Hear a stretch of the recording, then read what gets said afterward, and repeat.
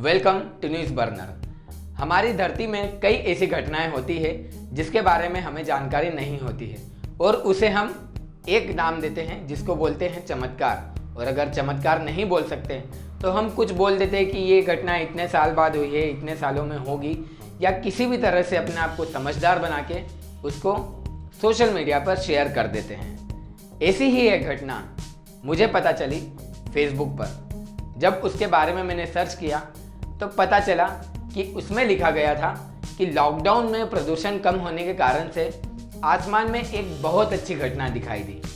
आप भी देख लीजिए। और यह घटना कई सौ सालों के बाद होती है, जिसे ब्रह्मधनुष कहते हैं। नाम तो बहुत अच्छा है और इसको मैंने जब गूगल किया तो बहुत सारी ऐसी ही न्यूज़ मुझे मिलती रही। लेकिन मुझे याद आया कि 4 अगस्त 2019 को ऐसी ही एक पोस्ट आनंद महिंद्रा ने शेयर की थी, जिसमें भी उन्होंने कहा था कि ऐसी विचित्र घटनाएं 100 से 250 सालों के बीच में होती है। और जब इतना बड़ा आदमी ऐसी बात कहेगा तो काफ़ी लोग उसको फॉलो भी करेंगे, विश्वास भी मानेंगे और उसको शेयर भी करेंगे। ऐसे ही उनके इस ट्वीट को 5 से 6 हज़ार के लोगों ने ट्वीट किया, जिनमें से अमिताभ बच्चन भी शामिल थे। आनंद महिंद्रा, अमिताभ बच्चन और अन्य कई लोगों की तरह इस फोटो को या इस वीडियो को YouTube और दूसरे सोशल मीडिया प्लेटफॉर्म पे भी शेयर किया जा चुका है। चलिए अब हम इसकी पड़ताल शुरू करते हैं। इस तस्वीर में जो दिखाया गया है उसे साइंस की भाषा में 22 डिग्री हालो या फिर हिंदी में अगर कहें तो सूर्य प्रभामंडल कहा जाता है। अब ये सूर्य प्रभामंडल होता क्या है?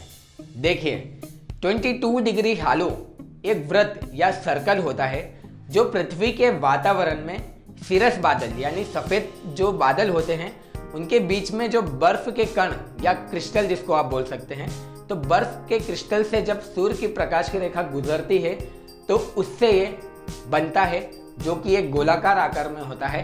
इसलिए इसे 22 डिग्री हालो या फिर सूर्य प्रभामंडल कहते हैं। चलिए, ये तो आपको पता चल गया।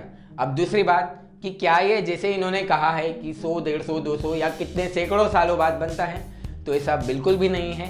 ये हर जगह पे अलग अलग जगह पर अलग अलग समय पे बनता रहता है, जिसकी फ़ोटो आप देख सकते हैं। तो यह दावा यहाँ तक तो गलत निकल गया कि ये एक ब्रह्मधनुष है या फिर ये 100, 150 सैकड़ों सालों बाद बनता है और कहीं कहीं पर बनता है। ये कहीं भी कभी भी बन सकता है। और ख़ास बात यह है कि यह सूर्य या चंद्रमा किसी में भी बन सकता है। जरूरी नहीं है कि ये बस सूर्य में बने या चंद्रमा में बने। अब दूसरी बात करते हैं कि बहुत सारे लोगों के मन में सवाल होता है कि जब ये इंद्रधनुष जैसा ही दिखता है तो इसे इंद्रधनुष क्यों नहीं कहा जाता, या ब्रह्मधनुष या ऐसी कोई सी चीज़ क्यों नहीं कहा जाती। तो इसके बारे में बता दूं कि इंद्रधनुष और इसमें थोड़े बहुत अंतर है, जिसके बारे में मैं आपको बताना चाहूँगा। पहला अंतर, इंद्रधनुष को जब आप ध्यान से देखेंगे तो आपको पता चलेगा कि इंद्रधनुष में बैगनी यानी वॉयलेट रंग सबसे नीचे होता है और रेड यानी लाल रंग सबसे ऊपर होता है। वहीं अगर हम इस हेलो या फिर सूर्य प्रभामंडल की बात करेंगे तो इसमें लाल रंग या रेड रंग सबसे नीचे होता है और बैगनी रंग सबसे ऊपर होता है। दूसरा अंतर, इंद्रधनुष बनने के लिए सूर्य की किरणों को पानी की बूंदों से गुजरते हुए निकलना पड़ता है, उसके बाद वह इंद्रधनुष बनता है। और वहीं अगर बात करें सूर्य प्रभामंडल की तो उसके लिए सिरस बादल यानी जो उस तरह के बादल होते हैं जिसमें बर्फ के बारीक बारीक क्रिस्टल या बारीक बारीक कण पाए जाते हैं, उनसे जब ये निकलता है, उनसे जब ये गुजरता है तब ये बनता है।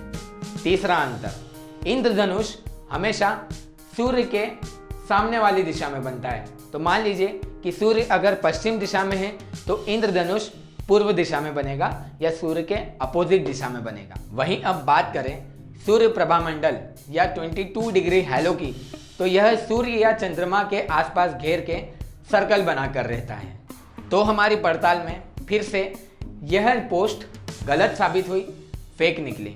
वैसे इसको फेक नहीं कहूँगा, लेकिन एक थोड़ी मिसलीडिंग या फिर गलत इन्फॉर्मेशन वाली निकली।